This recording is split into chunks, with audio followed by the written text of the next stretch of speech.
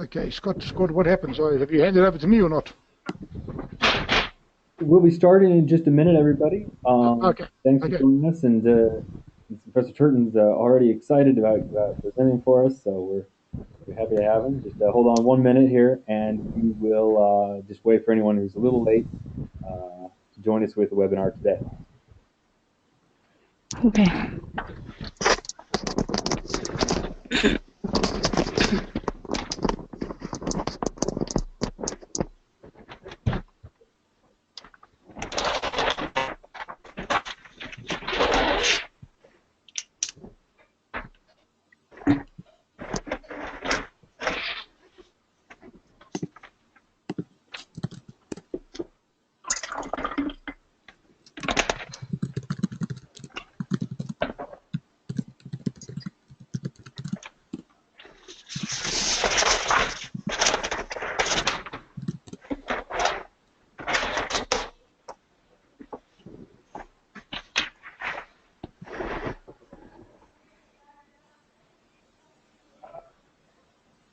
All right, let's give it 1 more minute here, 2 more minutes. I'm very understanding of people who run late because I'm myself.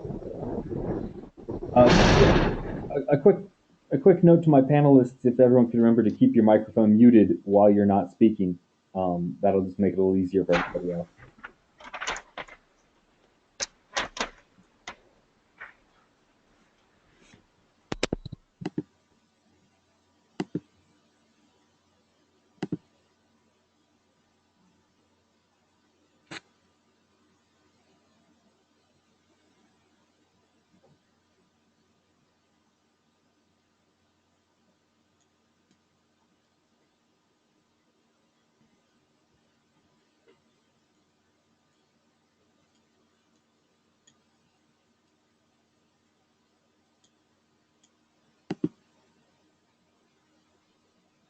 Okay, everybody. I think we've given it an extra couple of minutes here in case you've had any late arrivals or anything, and we're happy to have everybody with us here today for yet another one of our International Water Resources Association webinars based on the special issue of our forthcoming, well, it's our already published special issue of the Water International, our flagship journal, and based on the policy brief that will be coming out here pretty soon.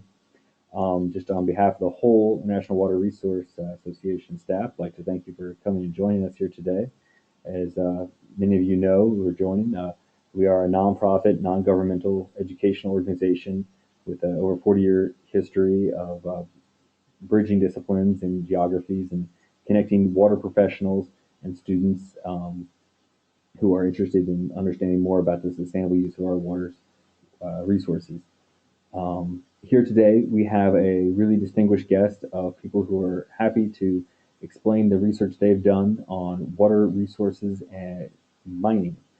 This is a really fascinating topic, a little more specific than we often do, but one that is really particularly being discussed a lot these days, often in reference to fracking and more unconventional ways, but as we'll also discuss here today, I mean, the impacts of traditional mining techniques affect not only populations of people, but also the water resources that people use. So here today we have Professor Anthony Turton from the University of Free State in South Africa, Milgros Santo Landeo from Wageningen University in the Netherlands, Guido Wyseure from KU Leuven in Belgium, and Professor Marie-Claire Brisbois from the University of Waterloo in Canada. Just to many of you I know have already tuned into past webinars, but just to let you know that today's webinar, we're going to start out with each of our panelists giving a short presentation, 10 to 15 minutes long, using PowerPoint, and then we'll have an opportunity, approximately 30 minutes, for you to ask questions of our panelists. As you can see on the GoToWebinar control panel over there on your right, on my right, perhaps on your left, you can see there's a section for questions. You just click on that, type your question, I'll see it, and then I can ask our panelists. If you have a specific question for one panelist or maybe two panelists connecting their presentations, go ahead and let me know. Make sure you type that in your question. And if it's a question for the whole panel, then you can make that clear too. and that way we can just let anyone respond as they feel like. I'll go ahead and keep a list, and then at the end of this, we'll start asking questions. With that in mind, I'd like to introduce our first panelist and a editor from the special issue, Professor Anthony Turton from the University of Free State in South Africa. Let me just make you a presenter.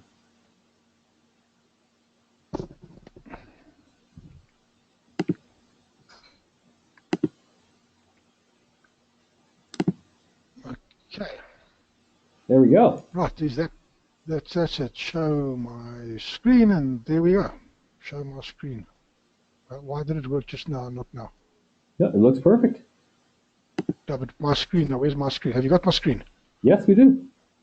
Because okay, there we are. Okay, well, thank you very much for being so patient with me, Scott. As you know, this is the first time I've done a webinar. I'm a bit of a Philistine, a bit of a Neanderthal, and I haven't done one of these things before.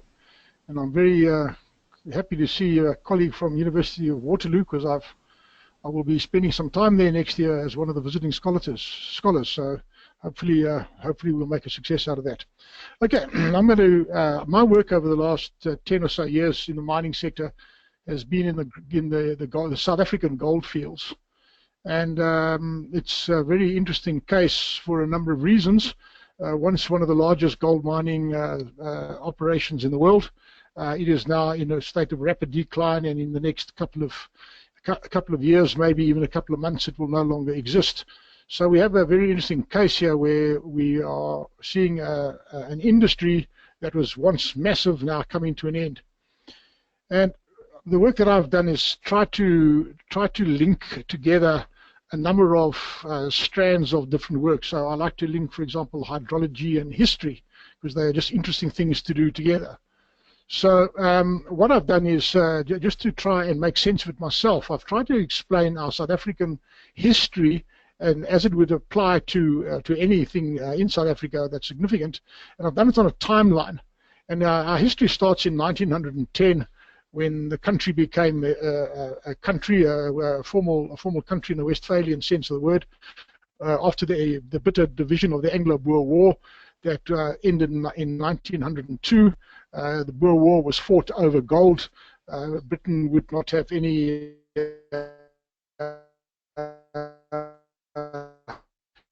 else controlling the rich gold field in the world, so they basically triggered this war. And in fact, that first photograph that you saw on my opening slide, that's a wind shaft, an air ventilation shaft. Within about a few hundred meters of that shaft is actually where the Anglo-Boer War started. So we started our history with from 1910, and as it was because the war was fought over the gold as such. The very first act of Parliament created the country, a unified country out of a number of different bits and pieces that came together. 2 Boer republics and 2 British colonies were brought together into one particular entity. A thing running parallel in Canada was this whole thing about federation or confederation. So there was a lot of interest in between South Africa and the other parts of the British Commonwealth in how do you manage these disparate groups of people. So we had the policy paradigm, which comes from some other work that I've done, that happened from 1910 onwards, and I've called it policy paradigm number 1, and it was really about the British hegemony over the gold fields and how to maximize the extraction of gold in order to pay war damages for a war that they started in the first place. So it was never built on social justice. There was never any sense of long-term sustainability. And there was a seething discontentment by the Boer people, the people that had been suppressed, put into concentration camps by the British people. The first use of concentration camps in the world, to the best of my knowledge, something that was refined later on in World War II. So many of the people that came out of the concentration camps became politically mobilized. They would not be oppressed again in their lifetime. So in 1948, a very important event took place when the National Party came to power, and they immediately looked at gold and they said they need the gold as well. So you just had a shift in the policy paradigm number 2 from British hegemony to Afrikaner hegemony, but also about gold. But when the Afrikaners came to power, or the Boer people came to power in 1948, they didn't have economic power. And so we had a policy monopoly over that period of time of simple extraction, getting the mineral out of the ground and trying to extract as much wealth as possible for the state and for the elites running the state. Then in 1961, a very important thing happened.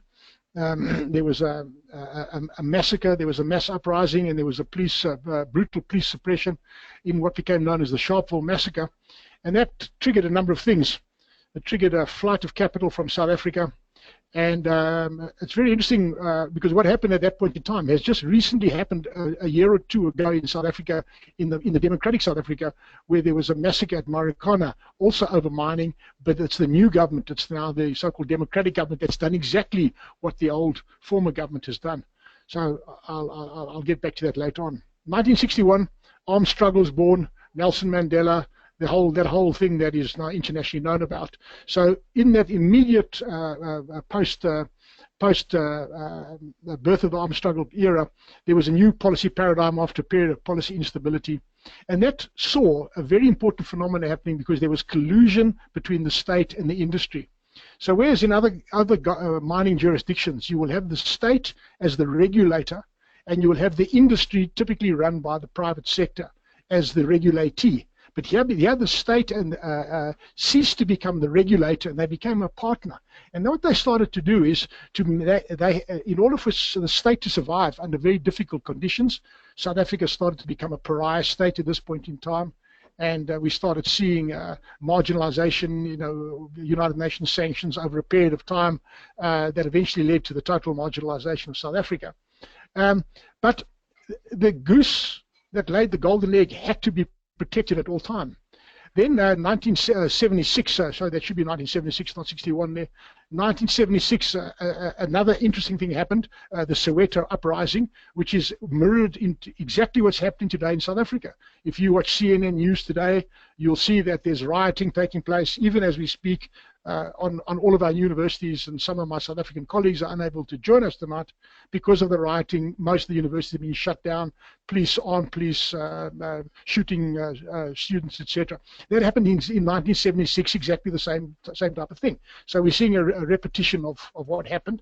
But during 1976, the armed struggle that was an external struggle waged outside the country into a very, very powerful militarized state, now became an internal struggle, an armed insurrection internally, and suddenly it became a different kettle of fish.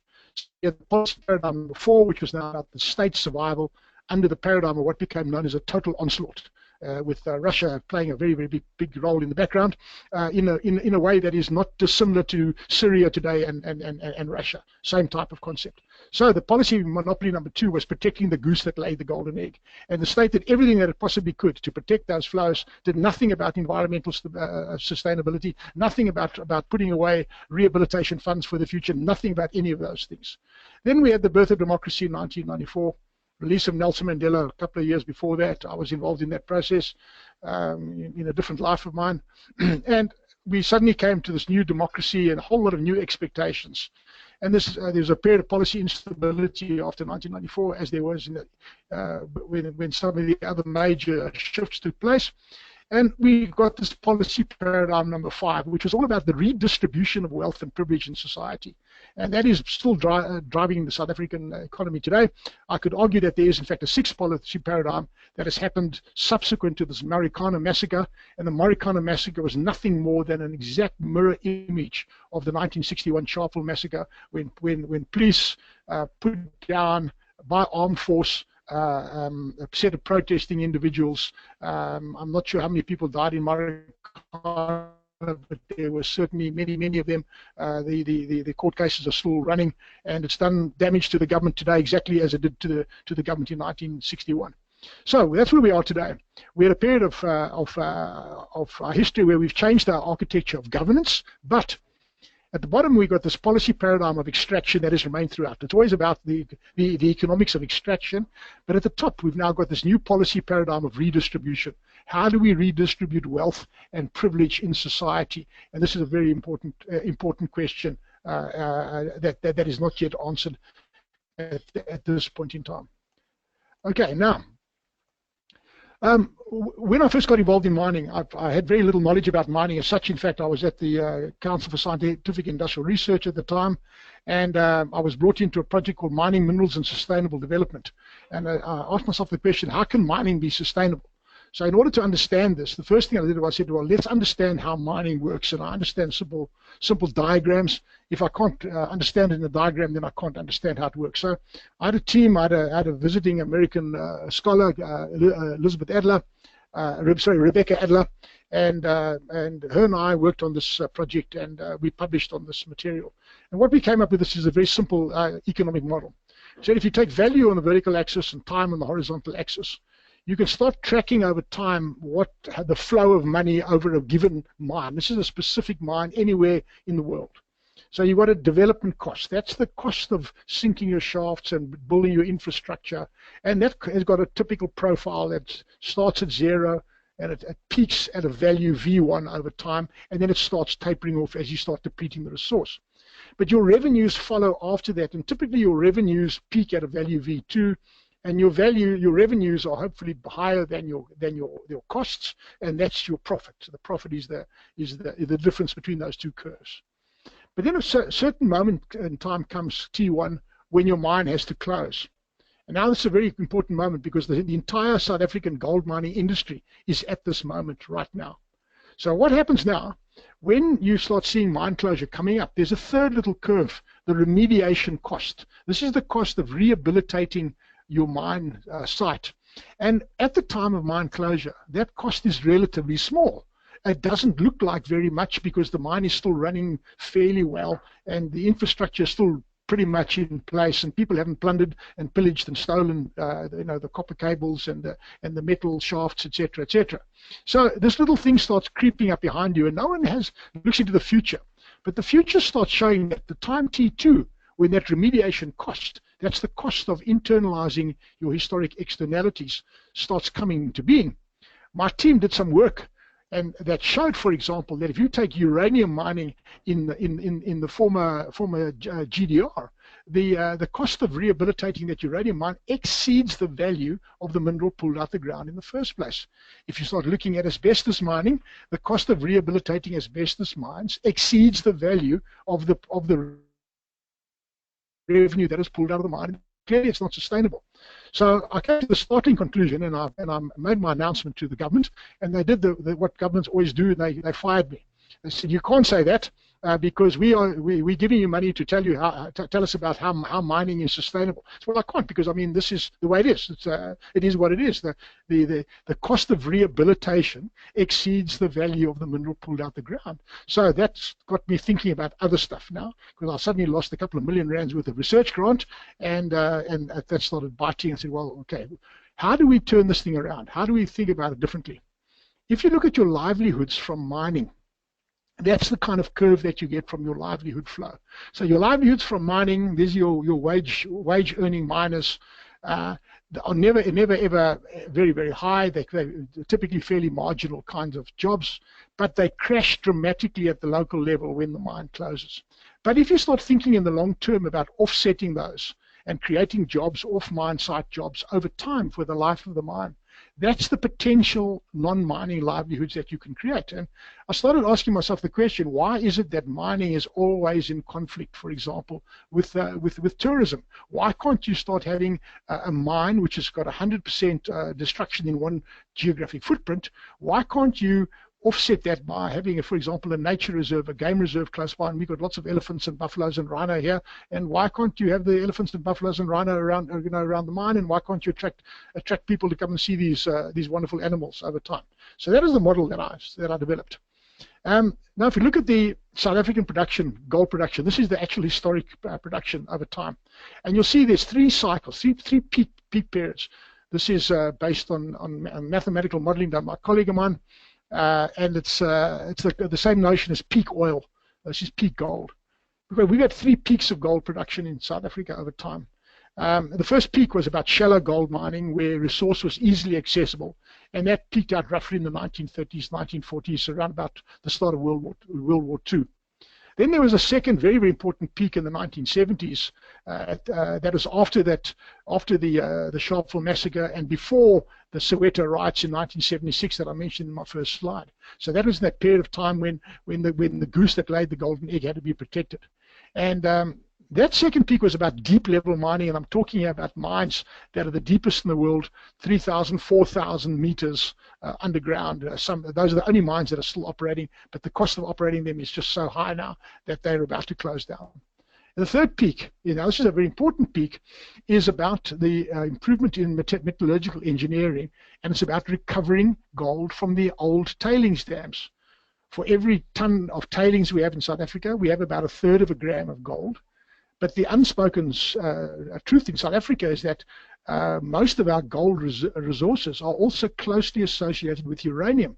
In fact, for every ton of gold brought to surface, between 10 and 100 tons of uranium were brought to surface. And uranium, for the life of gold mining, generally had very little, if any, economic value.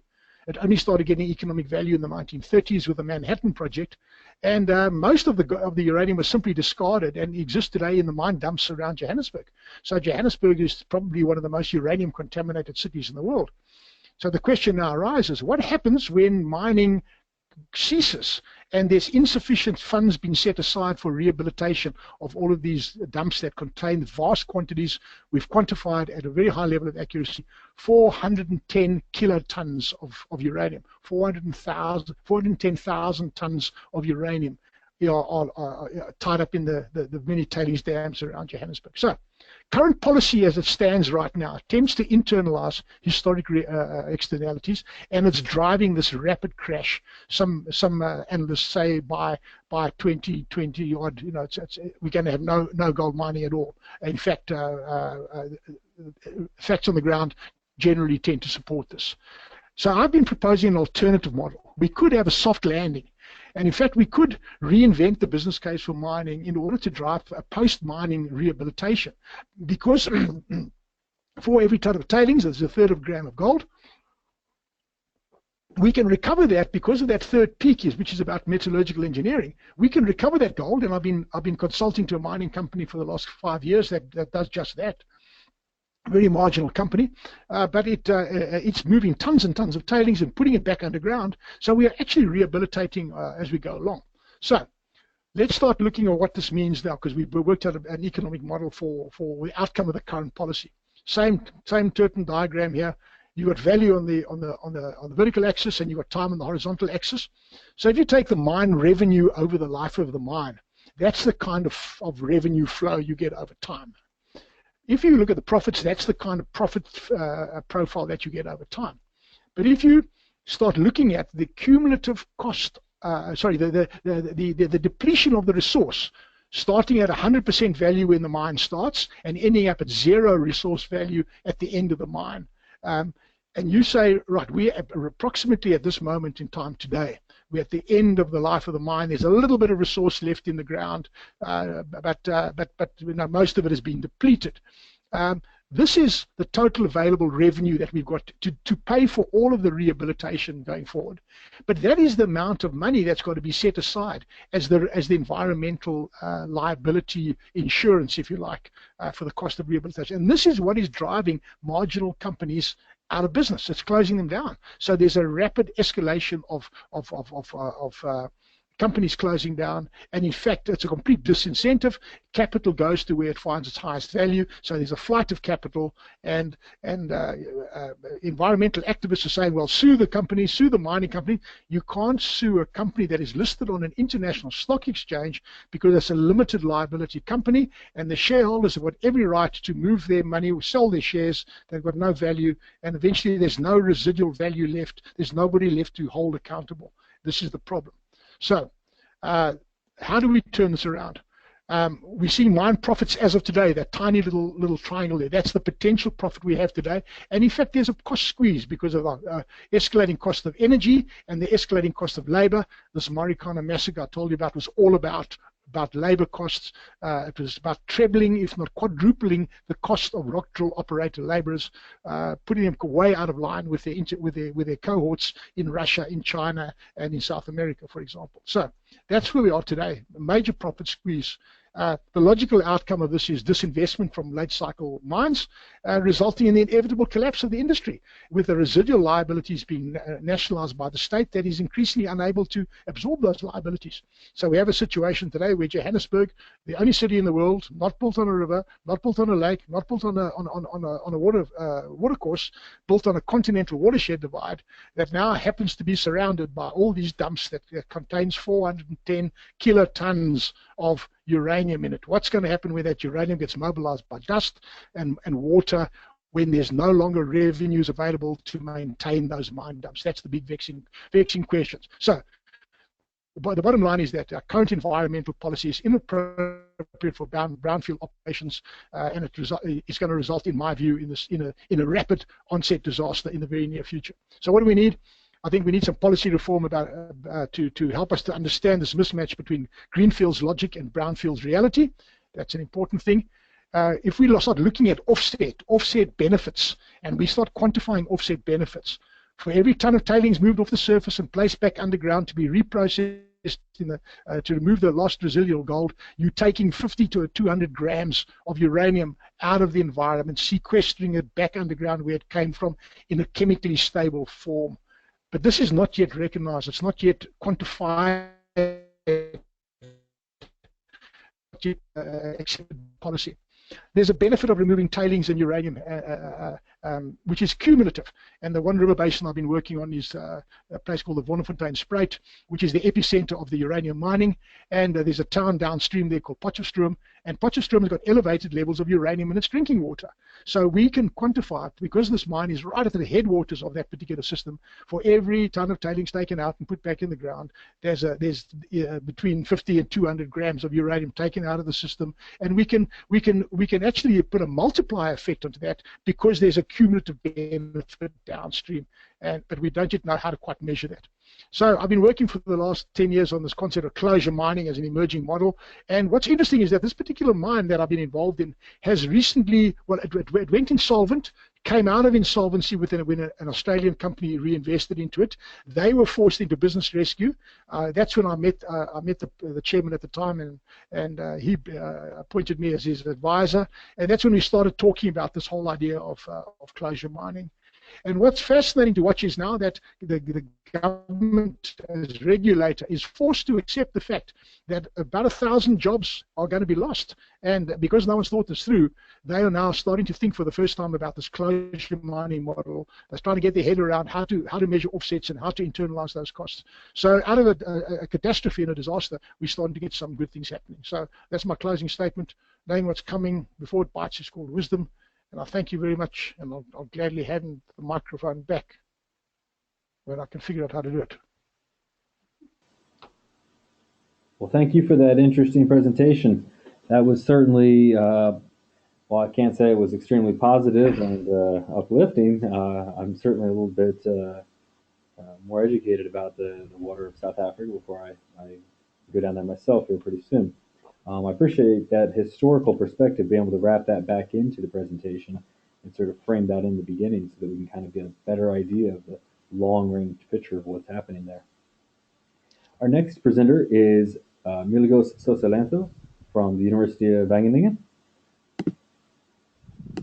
Let me just make you the presenter.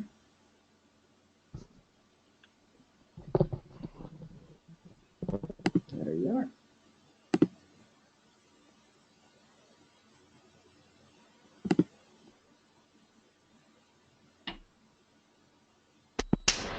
Okay. Hello, Scott. Can you hear me? Yes, excellent. Thank you. Yeah. Thank you to everybody, and also thank you to the organizers for inviting me to present on my work. Let me go to. Yeah. Can you see the whole screen, right? Yes. Okay. So the talk of today, or the objective of my talk, is to share with you some ideas about conflict resolution strategies that are implemented or that are displayed during water disputes between mining companies and rural communities in Peru. This is part of my PhD research that I've done in Peru about water governance and mining, And this presentation is based on an article that we wrote together with my supervisor, Leuven, and you can see there the link to the paper. First of all, I wanted to briefly introduce Peru. Peru is located in the western part of South America, and it's a country that has been experiencing a huge flow of international and transnational investment, especially in the mining business. So doing development of mining at large scale, mainly for gold production, copper, and silver. So we do have in the entire country that is in this area, especially in the Andes, a huge number of mining concessions given to transnational companies, and paired with that a huge number of concessions are also huge numbers of socio-environmental conflicts appearing now in the country. According to the Defensoría del Pueblo, the Ombudsman Office, for 2016, August 2016, the socio-environmental conflicts that are presented in the national level, the mining sector is one of the main actors.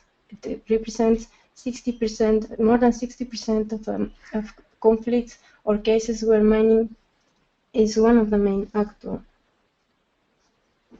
What I'm going to show you today is a case study that I developed in the region of Cajamarca that is located in the northern Andes of Peru. And it's also the scenario where many transnational companies are operating. For instance, companies from the US, from China, from Canada, from South Africa, from Brazil, and many of them interested in mining gold and silver. So the Cajamarca region is an inter-Andean valley. The communities that live in this region, they are dedicated to a small-scale agriculture mainly, and they do develop their activities by using a network of irrigation canals constructed by themselves. Some of them are more or less from the 80s or from the 70s. And it is an important region in terms of livestock production. Many of the communities are also dedicated to this activity. And nationally, in the whole country, Cajamarca is an important region as a dairy producer and supplier. However, as I said before, Cajamarca is also the region that hosts one of the largest gold mining companies. It's a Yanacocha gold mine. It's a joint venture owned by an American company called Newmont, the Buenaventura company from Peru, and also the International Finance Corporation of the World Bank that also shares 5% of the shares. It's an open pit gold mine located at the headwaters areas of the main river basins there. In Cajamarca, about 3 river basins are compromised. In their operations, they do need to do removal of groundwater resources and also surface water sources in this process called dewatering. And during their operations, they have intensive use of cyanide in order to get the gold from the soil. So what I'm showing to you now is one of their main sites with their tailings and their platforms. What do they cause, this type of actions? Which type of impacts do they cause? We have, for instance, depletion of water flows, water resources in the area. Many water sources are being, because of this process of the watering, are being removed and are being dried up. We also have some cases of pollution of land and water resources in the area, not only depletion, but also the water quality is being compromised. And so because of the competition between water for gold or for gold extraction for mining activities, rural communities are restricted in their water access and water use, and mainly in their water rights. So what I want to share with you today is a case study about socio-environmental conflict between these two main actors, the mining company and this large mining company, and the rural communities in the region. What had happened is it's a conflict that happened in 2006, but it had many more developments later on in the 2008 And many of these ideas also can be not only applied but also useful for thinking about generally in mining conflicts where companies are the main actors and also rural communities.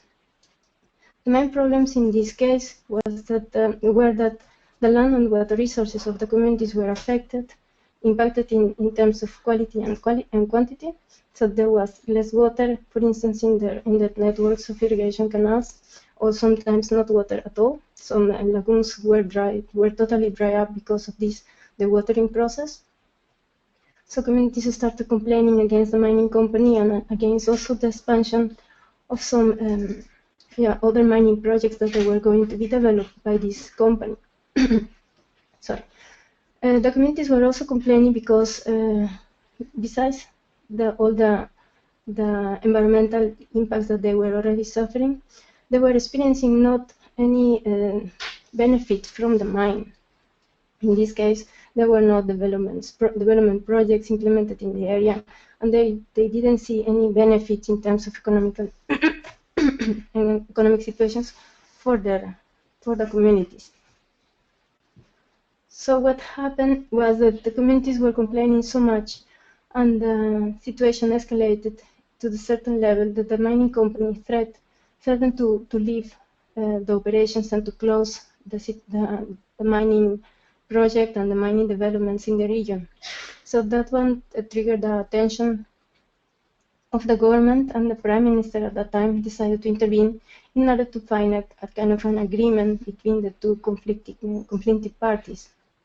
In this case, the Prime Minister intervened, went to the region and started holding some meetings in order to have the two parties sitting at the table and then talking about their problems.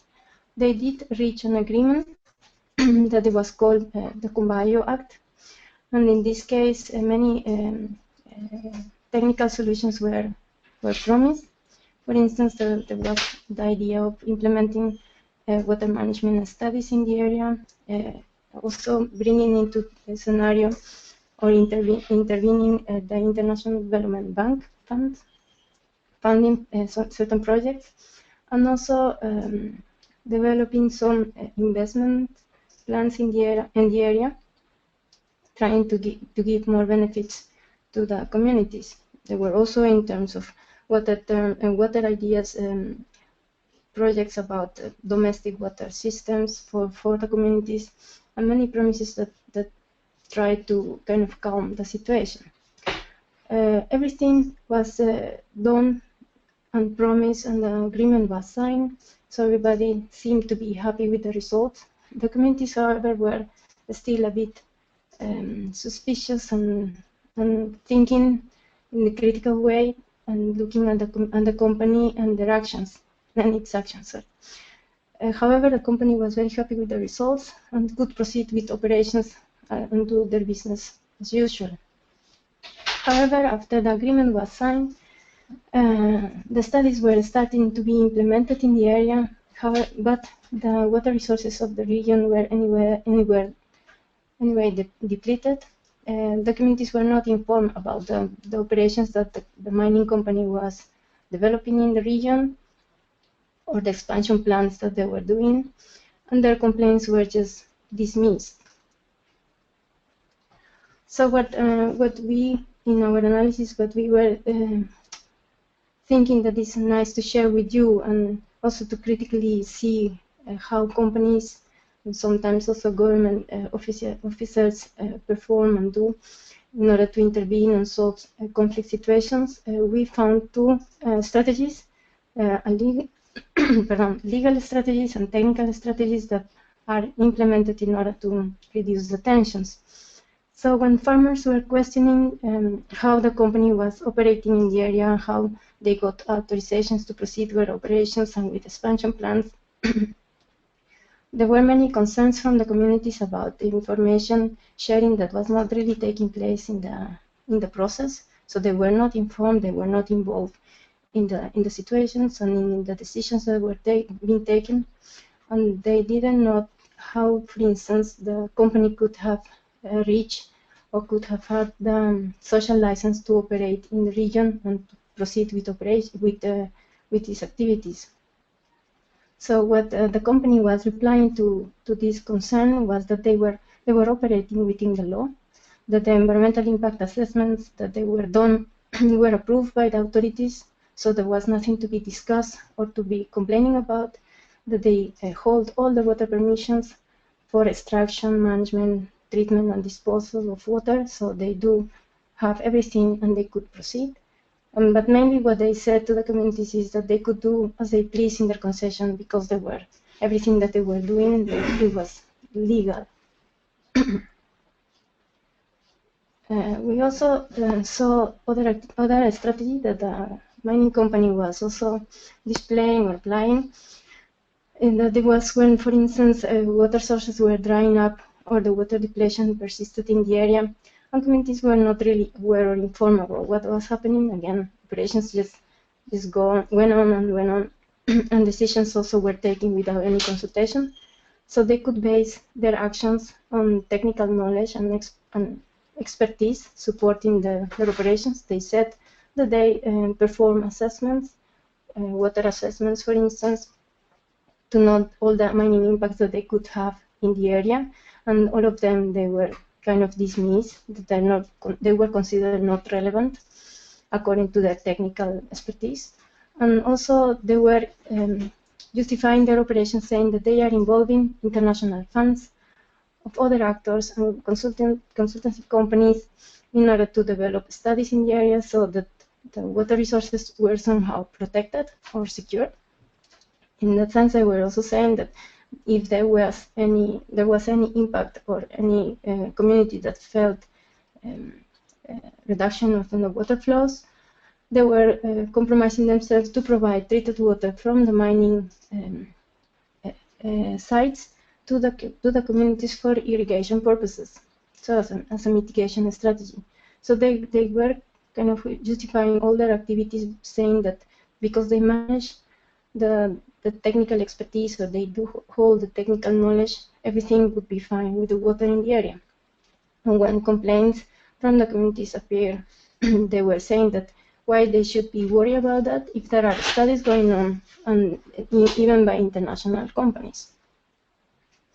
So what I wanted to share with you as the main conclusions of this paper that we were publishing with Water International in the last issue that Scott mentioned, is that these strategies displayed by mining companies were effective only on temporarily reducing the tensions or the problems.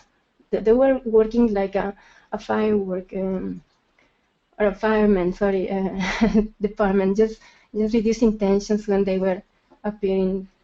The company, in that sense, made sure that everything that was proposing or was doing was legally right, because they were getting all the legal permits and all the requirements that they were needed to operate, so they could again label their operations that they are within the law.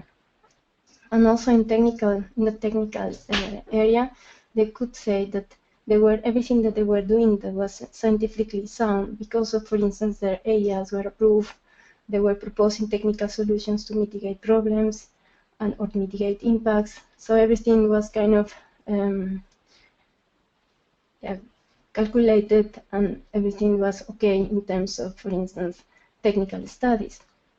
But from a long-term perspective, from a sustainability perspective, water-based ecosystems and what community waters, community livelihoods were not really considered, were not really taken into account. Sources anyway, they were anywhere depleted, and the activities that were relying on those water sources, for instance, this livestock production or this small-scale agriculture from communities, were compromised. They were not able to continue with their activities anymore. So what I think is important to consider when we think about intervening in mining conflicts, or how do we read mining conflicts, is that we cannot only treat them as technical problems or legal problems, but we need to think that, and to explicitly admit that they are inherently political, situated, power-laden, that they depend, that the level or the arena where they appear are are highly unequal, and there are differences of voices, intentions, interests, and we cannot assume by just applying the law and applying technical studies, everything would be fine and everything would be perfect. So that is what I wanted to share with you, and I hope we can have a nice discussion afterward. Thank you. Excellent. I really appreciated that. That was a fascinating and a different approach. I'm taking a more socio-legal approach to understanding these kind of conflicts that we discussed. Really fascinating. Really appreciated that. And I think very insightful. Sorry, Scott, do I stop showing a screen? Do you see my screen? Yes. Well, just as we you can just click. You can see it there. Well, here we'll be going on to the next presenter here. Oh, there we go. Yeah. I just thought that was a very helpful and very interesting presentation, and really useful to point out that the law itself is usually not always indicative of perfectly just, perfectly equal outcomes, but in fact, we need to do more research into understanding what goes on in power structures which have built the laws. That's really helpful. Thank you. We're going on to Professor Wyseure at KU Leuven now. Yep. Let me just share your screen. So you can hear me all? Mm-hmm. Yep. Okay. Can you see my screen? Nope. Yes. Yes, we can. All of your screen. Yeah. Okay. Do you get the presentation? Yes. It looks fine. Looks good. Okay. So we continue in the region of Cajamarca. I'm basically a hydrologist, so I worked a lot in water resources in the high areas, more in Ecuador actually than in Peru, and I'm also active in Bolivia, but I'm basically working as a hydrologist. And the thing I'm presenting is more a pictorial representation of our paper, which was published by Diana, Frauke, Nicholas, Nilton, and myself in Water International. So we have the University of Cajamarca, McGill from Canada, and KU Leuven from Belgium, and then in cooperation with a number of actors, NGOs, and the Belgian cooperation, Flemish cooperation for universities. Now, I continue a bit on the previous talk, actually, and even the first talk was a good introduction. An interesting picture is here made by Bevington and Dury in their article, showing the pre-1990 concessions and then the concession at 2008. You really see this type of tremendous expansion of concessions. When we see that, then we ask why exactly. And one of the reasons, we should not hide it, is that Peru is actually Lima and the rest. 30% of the population lives in Lima. They enjoy the income from the mines, and the problems are for the other people. That's why a prime minister actually will panic if the companies threaten to pull out, because they really want to have Lima having the money. When we look now to Cajamarca, then the city of Cajamarca is at the bottom in the red ellipse. That's the city of Cajamarca, and the mine of Yanacocha is here as the top. As already said by Milagros, Yanacocha mine is actually on the headwaters of a lot of rivers, and very important to Cajamarca is also the valley, which is also indicated in red with pastures. So the mine itself is about 15 kilometers. It's a tremendous, huge thing. Now it's close to being completely depleted, and the idea is now to move to the Conga extension, which is really getting Cajamarca, the region, in turmoil. So from the Yanacocha mine, we have headwaters at about 3,000 meters going to through some rivers to the Rio Cajamarca, then to the Marañón, and ultimately to the Amazon. So this are headwaters feeding actually the city of Cajamarca. At the same time, the water is flowing in the direction of the Pacific to the Rio Jequetepeque. It's one of the most nice names of a watershed. To give now the perspective, the catchment of the Rio Cajamarca, not the town or the province, the Rio Cajamarca, which is about 5,000 square kilometers, has about 64% given in concessions. So actually more than half of the area of this catchment is actually in concessions to company. Not necessarily, of course, in mines, and maybe not at long term. Now, a very interesting point, I think, is that the open cast mining, as compared to the first speaker, the average concentration is just 1 gram of gold per almost 2 tons of ore, which is actually less than in the tailings of mentioned by the first speaker. I will not explain about the processes, but of course the issue of open cast mining means that you destroy a mountain at high altitude, you make a very deep pit there, you create hips, you have tailings, you have a processing plant, and there are 2 types of problems actually. There are the problems linked to the processing, so how to leach by cyanide and then to get what is called doré bars, and that's exported from Peru.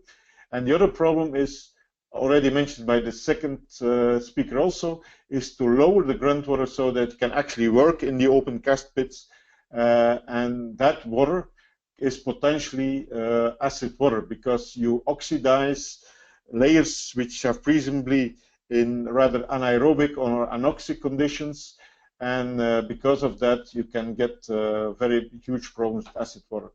The big question, which also mentioned already before, is what happens after a fear for take the money and run. Here it's take the gold and run. Very clearly explained by the first speaker, the companies try to avoid liability for that. This is just an idea of how the operation works. It's about 500 meters deep, and they have to pump the water from this aquifers so that they can actually work. This means drying up of the springs. So another picture of how it works. These are huge operations, like this truck is an 85-ton truck, cannot get on the road. The heaps for leaching are about almost 300 hectares big. They actually build one heap on top of another by putting a membrane, and then next heap and so forth. So they go up to 100 meters high. So these are some of the largest cyanide leaching heaps in the world. So this is a tremendous operation. We speak about 500,000 tons a day. This is really destroying a mountain and putting it somewhere else, as only 1 out of 2 tons is actually gold. So it means that removing basically material from one place to another. I will not go in detail here. Let me just skip it. The thing will be available. And then the situation you get, that's a bit old already, almost 10 years old. So a situation whereby the brown or the pits, like Quinoa pit, Yanacocha pit, and some more pits. The yellow is our leaching pads, and then we have waste dumps, because there's also material they don't process and they just put aside immediately. Those are in blue here, and you have processing facility and leaching ponds. So this is a huge, tremendous operation, which of course is a tremendous. And this was the original landscape. This is the Jalca original landscape, a landscape which has a very good water supply as headwaters to the rivers. And this is removed in, actually, if you look very well, but it will not be possible in this projection, you can see in the far some mines actually here. So these are headwaters to the Rio Jequetepeque, which is a very important rice growing area along the coast. As already mentioned, but I have a nice picture here. So Cajamarca is known for its pastures, and you see an interesting attitude. The farmers actually, they're very concerned, but at the same time they want to keep quiet about it, because they feel if there is too much publicity to the problems of the mines, this might have a bad impact on the sale of cheese, because people will feel, okay, this cheese somehow must be polluted because it's somewhat linked to the mines. but the general feeling of the population, of course, is Conga Nova, so it means that the new mine should not start, and we want water but not gold. Yeah? There are some winners and some losers in this case. There are some local employment for sure, but this includes actually also tourism and actually also prostitution. But in general, a lot of people are not happy. It was an interesting talk done by the second speaker. So like here you have another picture whereby we have the mine on top, the city of Cajamarca at the bottom, and the river system coming down to Cajamarca. So the mine is really in the headwaters. Cajamarca is about 2,007 meters above sea level. The mine here is about 3,000 to 4,000 something above sea level. And what happens now actually is that the springs have dried up, but actually the mine is pumping this drainage water from lowering the water in the pit into the river. So I've never been here. This is a very famous picture. Nobody is allowed to see it by the company. But here is actually the new start, the new artificial spring of the Rio Grande, which is here where the arrow is, and going down actually to Cajamarca. It's more serious than that. The company tries to do things, and they pay the dam on that river, which dams up the water and regulates the water. But downstream of this dam, you get the drinking water captation for Cajamarca. And there are two captations, but that's the major one on the Rio Grande. So here the drinking water from the Cajamarca River, from the Rio Grande is taken for drinking water. So I'm not drinking any tap water in Cajamarca, and I wouldn't advise it to do it. At the same time, there is a lot of irrigation. So here is a small dam for irrigation, and here is Frauke, one of the co-authors, doing some measurements on an irrigation canal. So one of the big problems is, of course, lack of information. There is some degree of information, like the top table is about the water rights. So let me concentrate on agriculture has about 24 billion cubic meters a year in rights. Not necessarily what I get, but in rights. Domestic use is mainly drinking water, industrial use. That's about 14 cubic meters. Cajamarca is a major city. And then the mining use is about 20. So this is a kind of a breakdown of the water rights. Reported by the mine is what they actually discharge and what they pump up and so forth. There are some inconsistencies, but I think we can concentrate on the last column.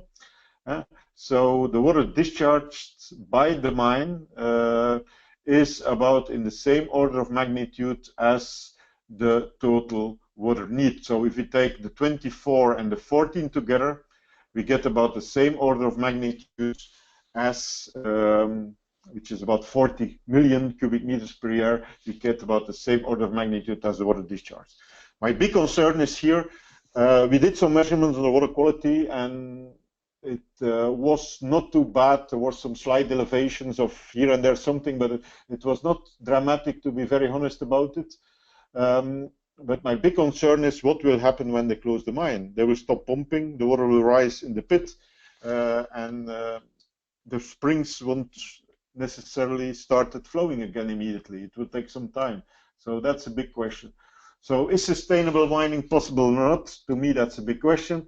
One of the major problems, which is in many countries in the world, including in most places in Europe, like Belgium, is that the government gives a concession to the underground, and the topsoil is actually privately owned. So the companies try to get a concession.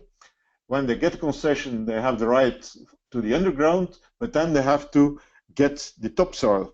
So they will do all type of things. For sure, they try in a good way also by paying the people, but also sometimes some people refuse, and then there are big conflicts over the land. So the very famous Chopi Acuna Familia got international exposure in their case. And the big problem to me is that the Peruvian and many other governments, they really enjoy the income from the mines, and that's also why they're so easily giving out concessions, but the problems are rather for the local people. And there is a lot of propaganda. Let me come back to the environmental impact assessment. The environmental impact assessment for the Conga mine was 10,000 pages. This is a smokescreen. Don't take that seriously. 10,000 pages. This is a consultant, be very well paid for making a smokescreen. The summary of the environmental impact assessment was 100 pages. Try to read it. Whether in Spanish or in English, both are available. Try to read it. This is the size which makes it completely impossible, and I call that a smokescreen. So to really say that this is a technical paper, I feel insulted there as a scientist. Okay, then also the propaganda machines are at full swing all the time. So they say, okay, the people against the mine, or the drug smugglers, the Shining Path members, whatever. While in Cajamarca, this has never been an issue, really. Drug smugglers and so forth, and the Shining Path wasn't really that active there. So, but okay, they tried to make them as criminals. So, is it possible to do open cast mining without closure? I'm not so sure about it. Many question marks. Then there is propaganda, and a very nice piece of propaganda coming from the mine itself is that what they will do after the closing of the mines. Sierra de Minas means mine closure. Revegetation, you can read that Spanish, I think. They put a bit of chalk on it, they put open the ground again, fertilizer, they put some trees and some pastures again, and everything will be nice and fine. This is pure propaganda, because we are here at 4,000 meters, for instance. The trees don't even grow there. This is just a picture made in a consultancy office with some codes on it from somewhere from the internet, and this is not realistic by any means. So this is actually the reality, painfully enough. So this is the picture of Yanacocha. Yanacocha means, Cocha means lake, and Yana means black. So the Black Lake, because of the deep water. And this is what it is now. So how you get back to any reasonable situation, I'm not so sure about it. Maybe this is a rhetorical question. So what are my concluding remarks? Is that, first of all, the most striking thing is, despite the fact that this operation is going on for a long time, there's a complete scarcity of really information on the water resources. A lot of things we just don't know. There is a lack of proactive policy about mining, and I think they do a lot of wishful thinking that the closure is not really a problem. This is a short-term policy. There is a lack of regulation and enforcement. It's rather easy in this context for the mining companies to force a bit, like, for instance, in Cajamarca, if you like to get measurements of water quality, most of the commercial laboratories will refuse to do it for you if they suspect that you're against the mines. And there's so many things. And my big concern is, of course, after the closure. I try to make a bit of a picture rather than the article. If you want the numbers, you can look, of course, in the article. Okay, I will give it back to change the presenter again, I think. Is that correct, Scott? Yes. Yeah. Okay. Yeah. There. So let me give it back to. Excellent. Well, I appreciate that presentation. That was really helpful. Once again, kind of highlighting a different aspect of the question that we've been kind of stalking around here all night. For bringing in a good highlighting, the importance of the whole social sphere. I like that you brought up there at the end.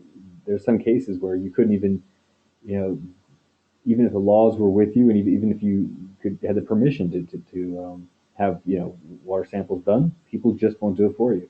So I mean, that really brings in a broader question, I think, about how to address. And I have to be very honest about that. I'm so-called belonging to a more rich country, Belgium. We have good environmental laws, no problem.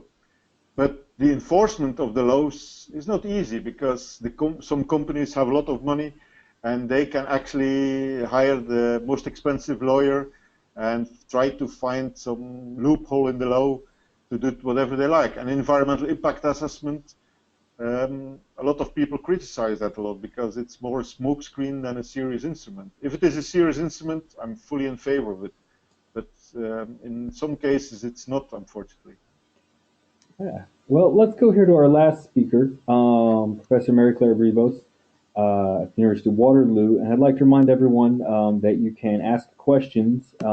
They are right there in the box, the control panel. You go about halfway down, it says questions. If you type your question there, I will see it, and then I will direct it to our panelists. So we're aiming for about an hour and a half here for the entire presentation, entire webinar, and so this should give us 10 or 15 minutes for questions at the end. I'm going to turn this over to Professor Brisbois now. Okay. There you go. All right. And here we go. How's that? Hello? Is that working? Looks good.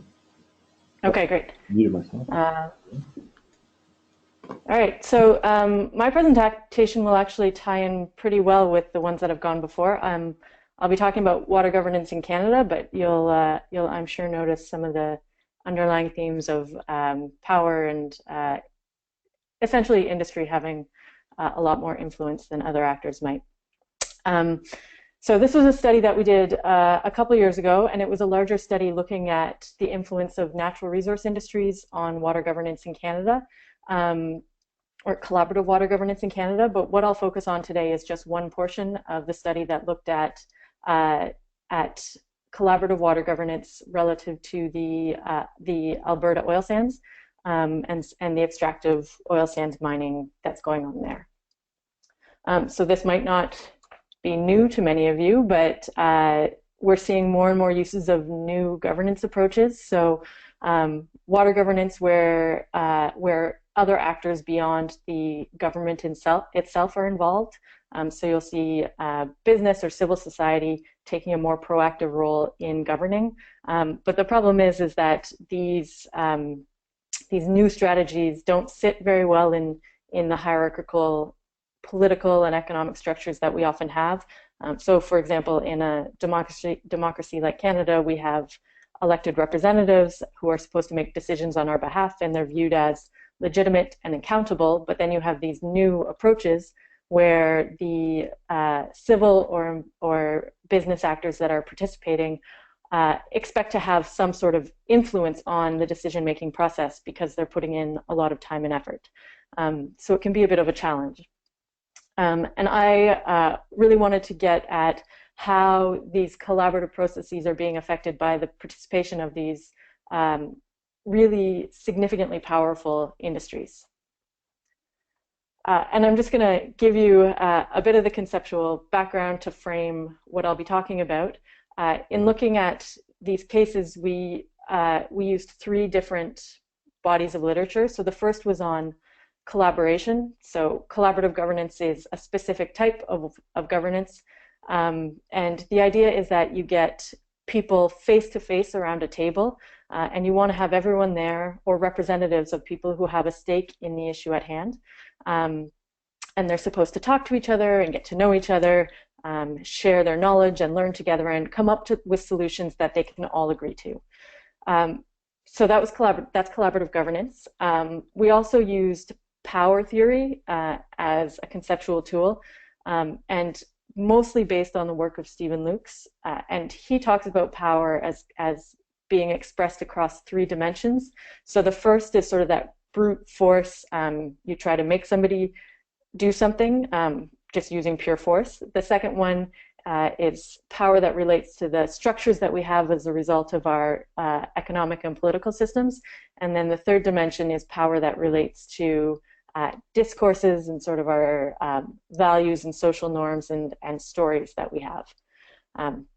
So that was the second piece we used. And then the third piece was a lot from global governance that talks about business as an actor in environmental policy making. And the general theme here is that industry and businesses as a function, as a result of the fact that they usually have close working relationships with government because they're regulated entities, and because of the fact that they control a lot of the economic variables that governments use to decide how we're doing as countries and to mark progress, so things like jobs or economic growth. This means that industry often has a privileged position with respect to environmental policymaking. So as I mentioned, this was a study in the oil sands region in Alberta in Canada, and we specifically looked at a watershed council called the Athabasca Watershed Council, and this is one of 11 in the province of Alberta that were mandated under provincial legislation called Water for Life, and this is about 13 years old now.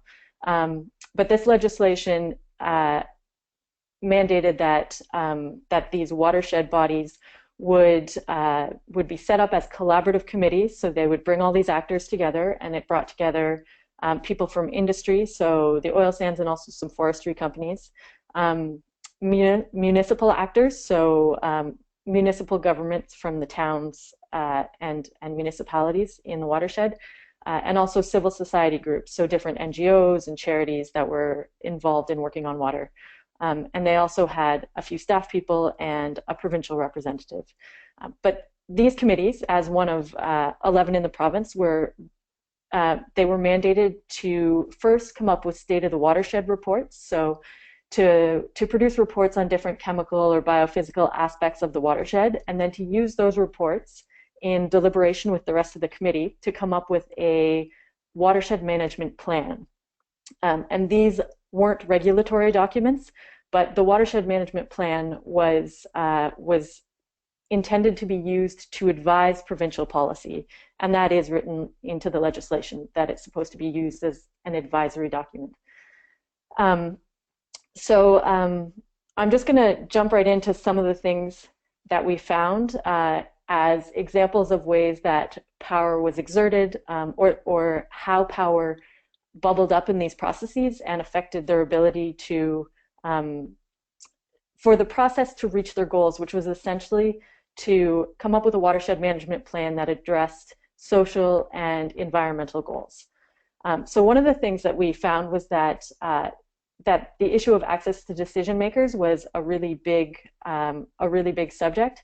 And some of you may not know the history of Alberta, but it's a province within Canada, and for over 40 years, this has just recently changed in the past couple of years, but for over 40 years they had the same government in power, and as a result of that, they were able to develop really, really close working relationships with government and industry. And this government was also very closely aligned with the oil industry. So they were very much focused on developing the oil industry and exploiting the tar sands and sort of getting the oil out and to market.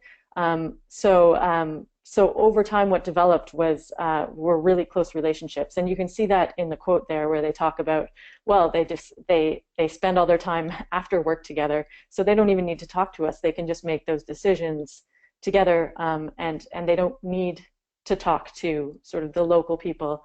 And so there was a feeling that there was limited access for other groups. There was also an issue of technical, financial, and institutional capacity. And this is, I know this came up in Milgros' presentation for sure, but that the oil industries really have a lot more capacity than the other actors. Normally within collaborative governance, according to best practices in that literature, they say that you're supposed to make efforts to sort of bring those people who might not have the same levels of capacity up to speed. So to provide them with educational resources, and then to have a facilitator to try to pull out those perspectives so that they have a chance to pursue their interests and contribute to the conversation in an equitable way. But that was something that didn't happen in Alberta, in contrast to other places that we studied. And there were also some pretty significant imbalances in capacity. So this was something that I saw in observing meetings, and it also came out quite strongly in interviews, that actors who didn't have as much capacity from the civil society sector would self-censor because they didn't feel comfortable speaking, and that's something that that quote speaks to.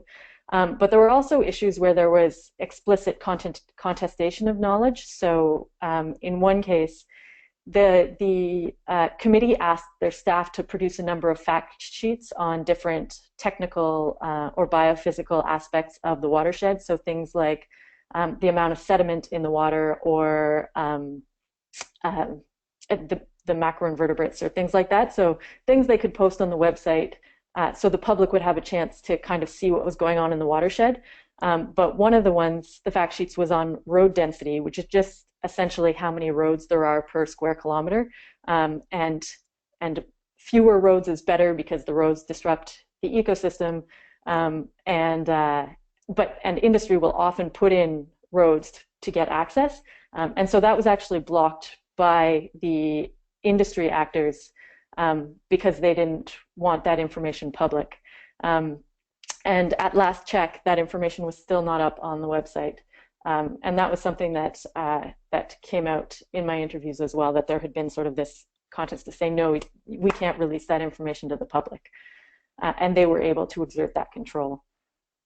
We also looked at the motivations for industry participation to see if the fact that they had this much influence would necessarily be detrimental to the pursuit of better social and environmental outcomes.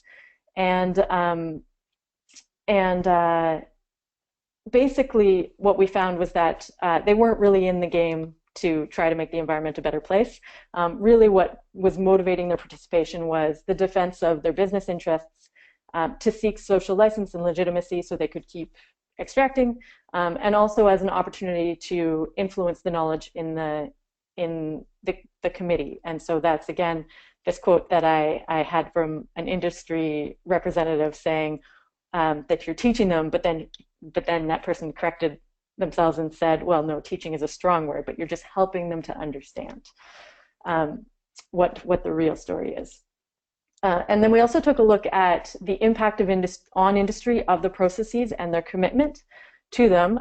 And basically what we found was that the way that collaboration was set up, important decisions about what would be collaborated upon were made ahead of time behind closed doors by government, often in consultation with industry. And so the things that were being talked about in the collaborative process, their mandate, didn't cover anything that would actually really have an impact on industry profitability. So all those decisions were still being made elsewhere.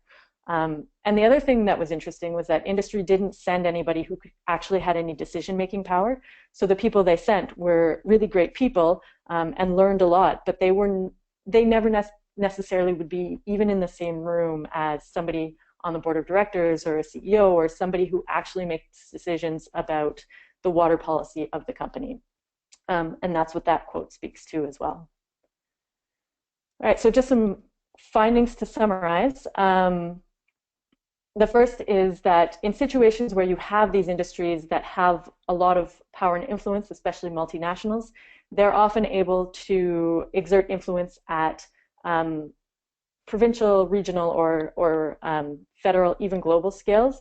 And so collaboration at a local, regional scale is not likely to be able to get at those important issues.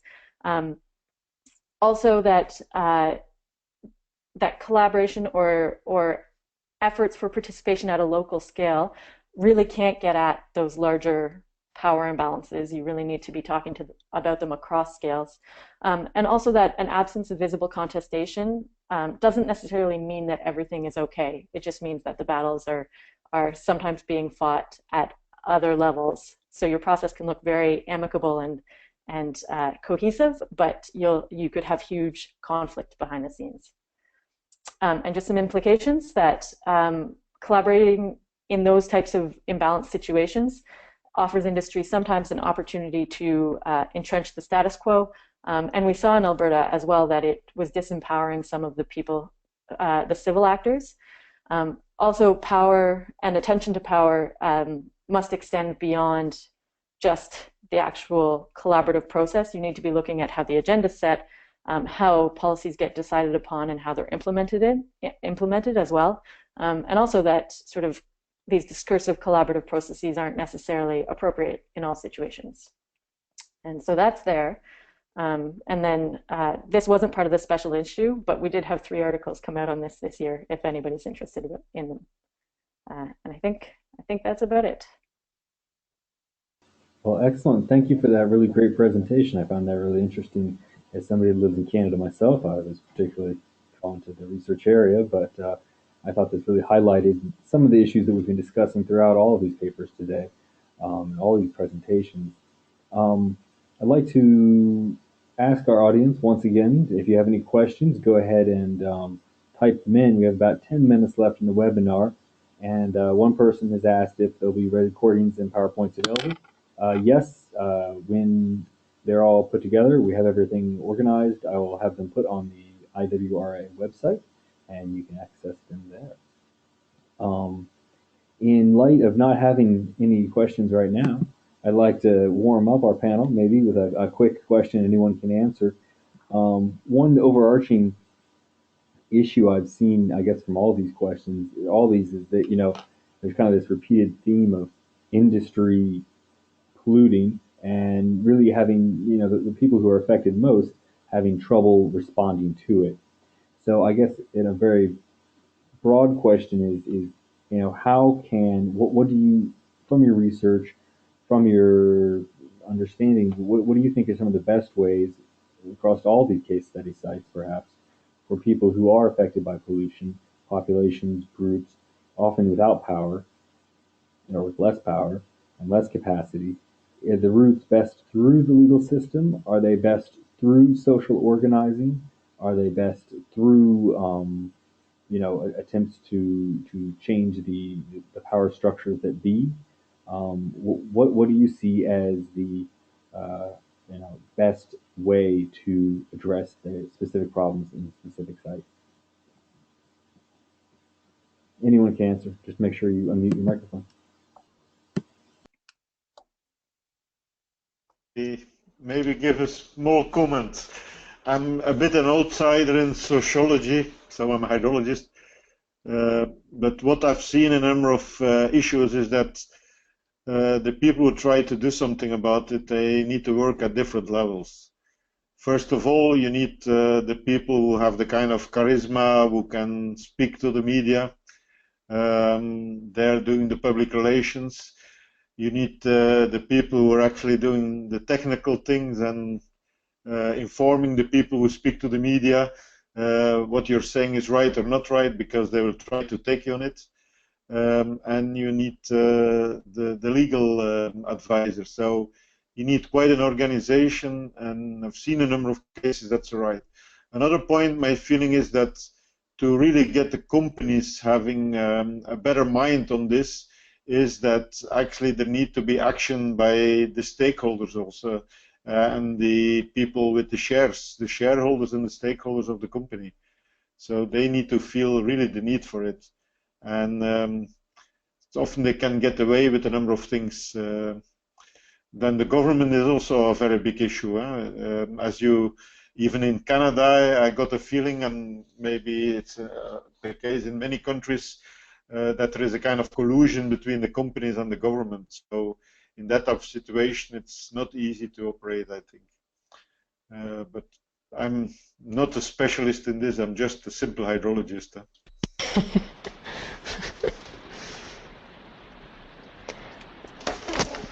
But I will, contributing to what just Guido said, I think this idea of networks, it helps a lot to engage with other people, with other located at different levels, but also to be able to understand that, for instance, when you mention about these environmental impact assessments and the magnitude of the volumes are really ridiculous in terms of amount of paper that communities have to read.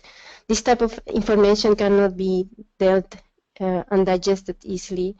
So the communities, they really need, when they are affected and when they want to organize, they really need to come together with other ideas and creative solutions, and somehow join to different networks in order to digest and understand and critically also observe what is happening in their areas.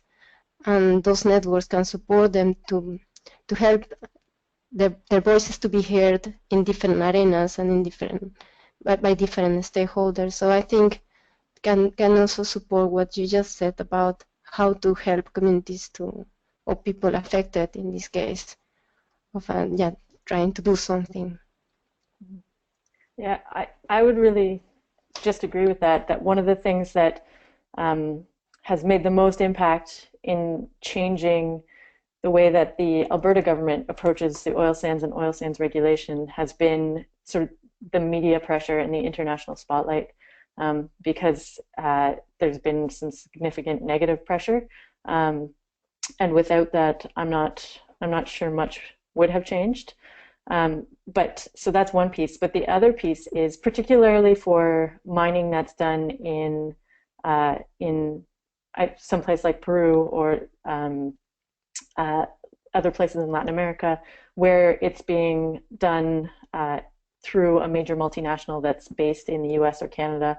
One of the things that we're trying to do in Canada is get companies to have to follow Canadian laws overseas in those countries. So there are things that people, if you're based in a country where you have mining companies located, then there's a chance that you can put pressure on your own government to change the regulation of mining companies, because that will change their operations and how they have to consult with communities and those sorts of things.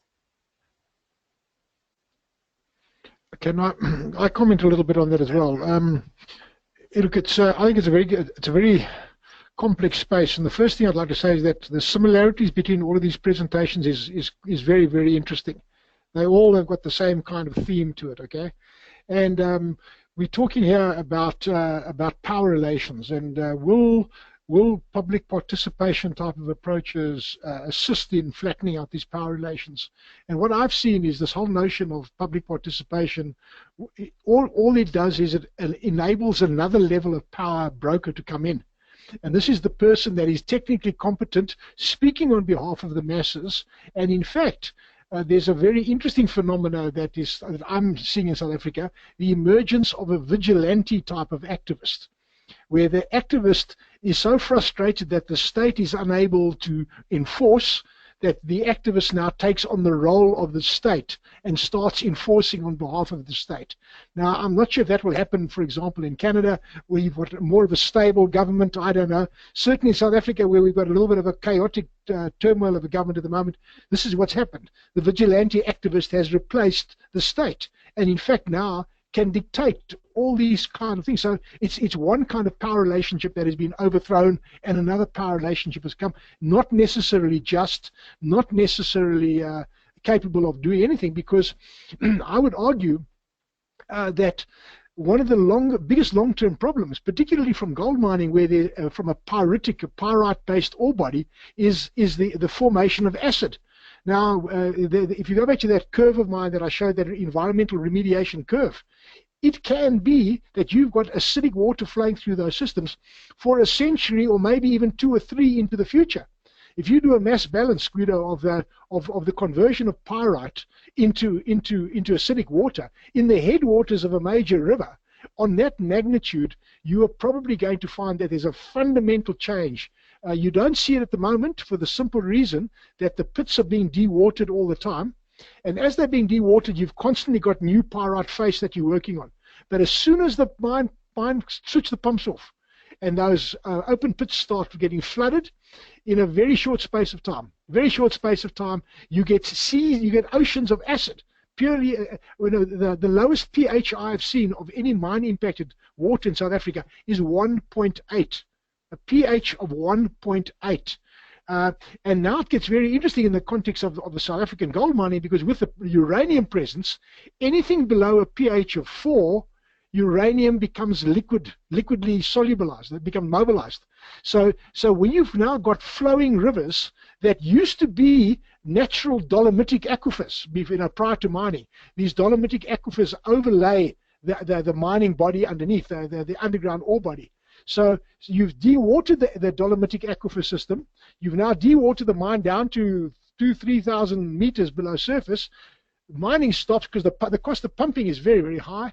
mining stops, the void gets flooded, it goes upward, up the shaft into your aquifer. Your aquifer now starts moving laterally very rapidly, and we've got one decant point that's been flowing since 2002, the first decant point.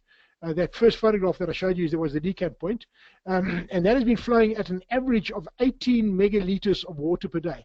18 megaliters per day. It is peaked out at 60 megaliters of water per day. That's after rainfall events. So it's the long-term impact, on all of the downstream resources. And it's not just a question of putting a little bit of limestone over the top and rehabilitating the topsoil and planting some trees. It's not quite as simple as that, because you have fundamentally altered the geochemistry of the area, and you've brought to the surface ore bodies that were laid down when there was no atmospheric oxygen on Earth. So you fundamentally altered this thing, and it's really quite complicated to get back. And what surprises me is that in the South American case, with your ore grades being so low, 1 gram of gold per almost 2 tons of ore, that's a very marginal ore body. Okay.